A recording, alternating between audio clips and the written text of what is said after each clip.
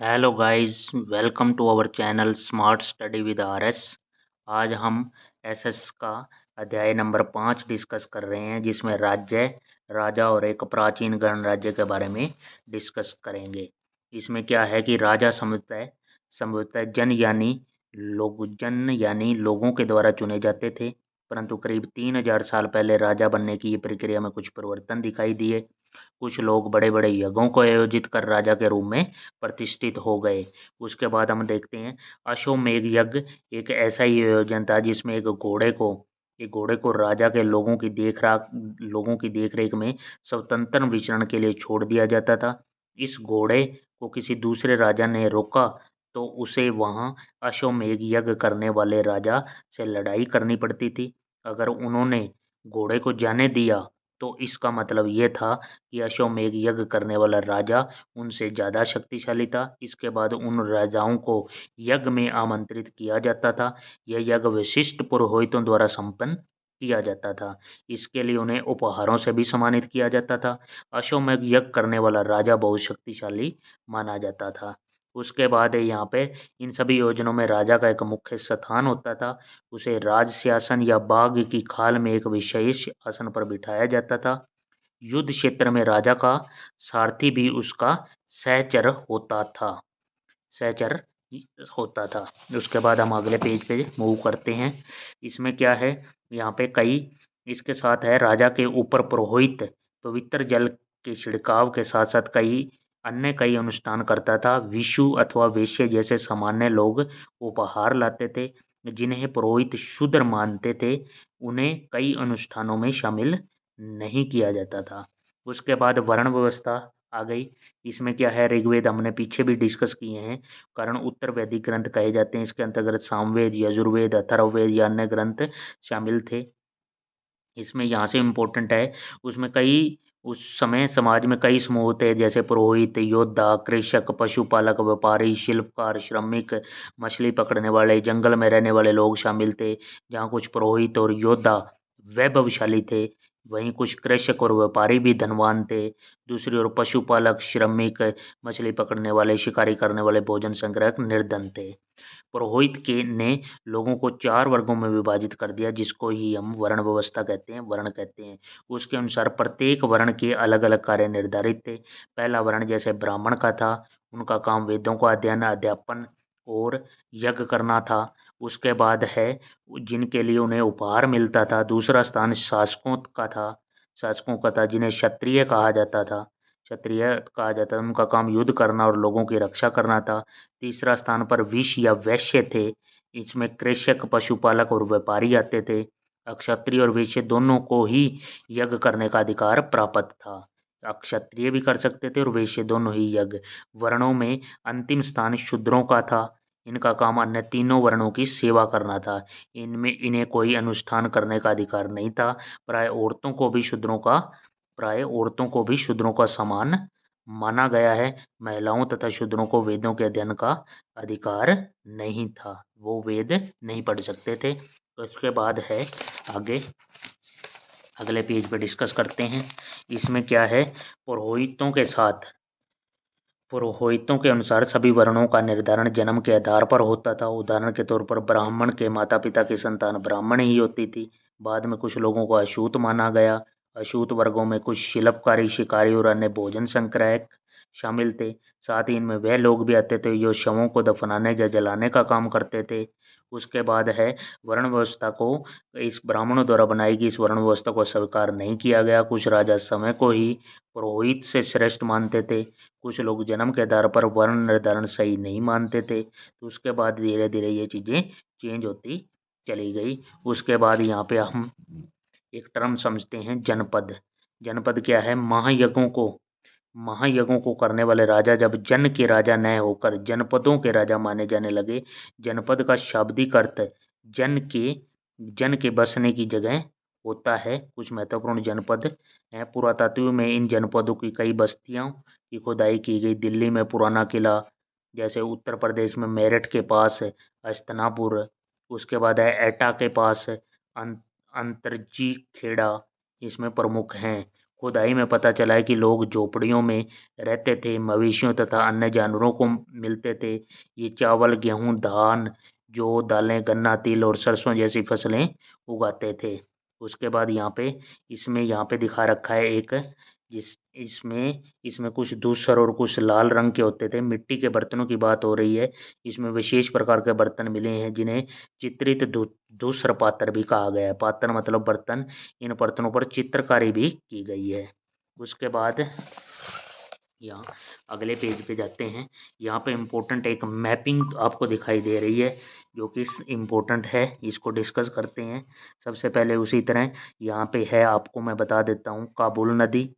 काबुल नदी यहाँ का क्षेत्र है, ये गंधार क्षेत्र। झेलम नदी है यहाँ पे नीचे। तक्षशिला जो प्राचीन विश्वविद्यालय, बहुत ही इम्पोर्टेंट विश्वविद्यालय है। उसके बाद ये यहाँ से पीछे हमारी जो जिन नदियाँ हैं, झेलम, चेनाब, रावी, व्यास, सतलुज, ये आगे मिलकर सिंधु नदी में मिल जाती हैं।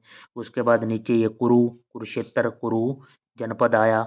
यहाँ पे यमुना, यमुना नदी के यहाँ पे है हस्तिनापुर, पांचाल, गंगा नदी। उसके बाद ये यूपी के इलाके में कौशल। ये सब हम जनपद पढ़ रहे हैं, जनपद और महाजनपद।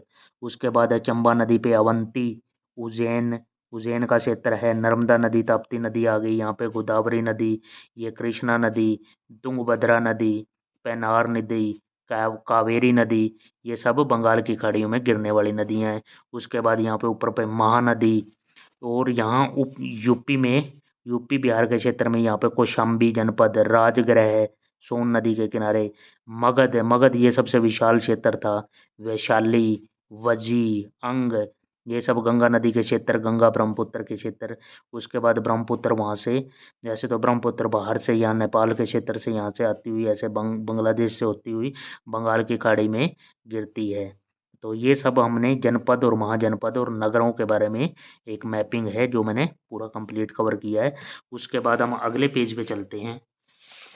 इसमें आपको यहाँ पे कुछ इम्पोर्टेंट चीज़ें डिस्कस करते हैं। यहाँ इस पेज पे कुछ कौशाम्बी किले की एक दीवार दिखा रखी है। यह चित्र आधुनिक उत्तर प्रदेश के इलाहाबाद के पास मिली ईंट की दीवार का विशेष है।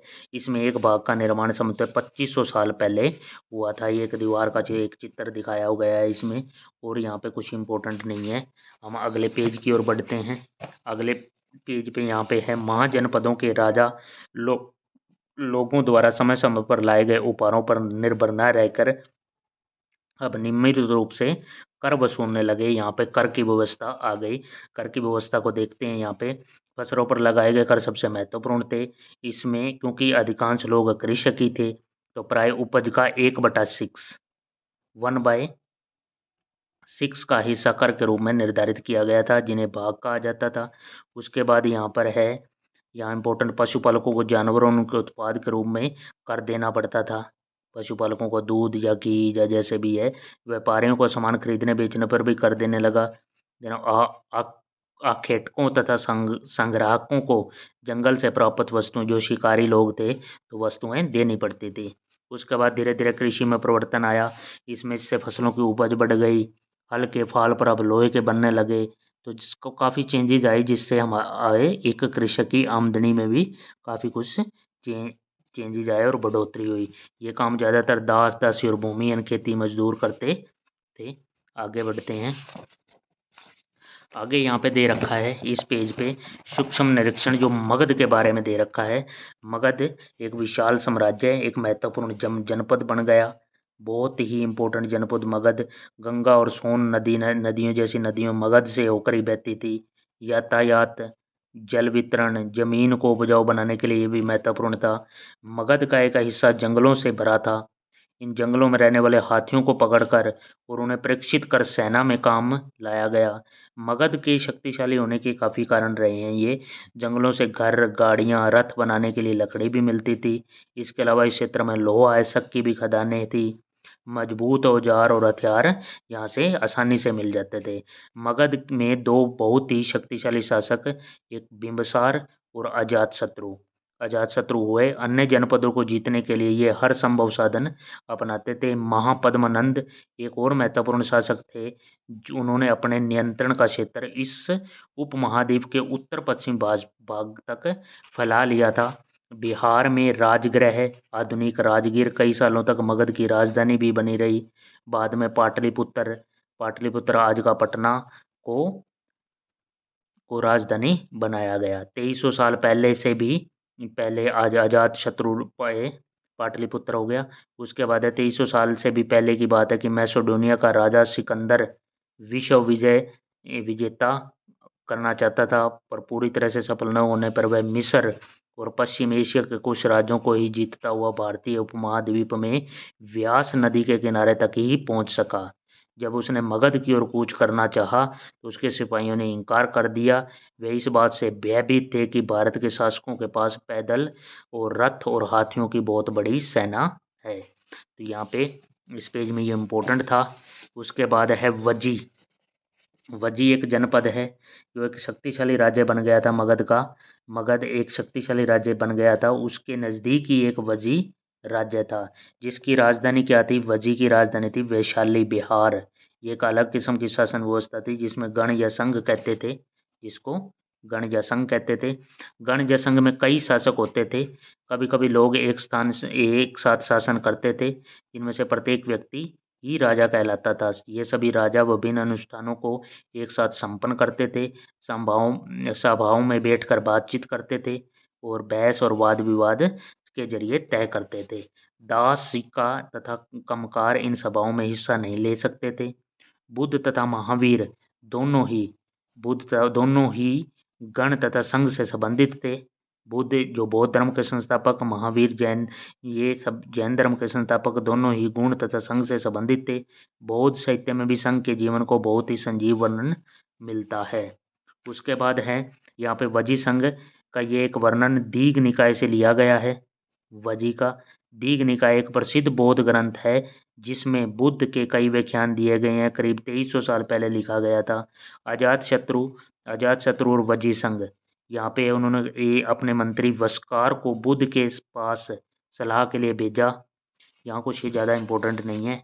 हम आगे देखते हैं अगले पेज पे कुछ इम्पोर्टेंट क्वेश्चन निकल जाएं तो यहाँ पे है, उन्होंने राज्य अब से लगभग 1500 साल पहले तक चलता रहा। उसके बाद कई गुप्त शासकों ने गण और संघ पर विजय प्राप्त करने के लिए अपने राज्य में शामिल कर लिया।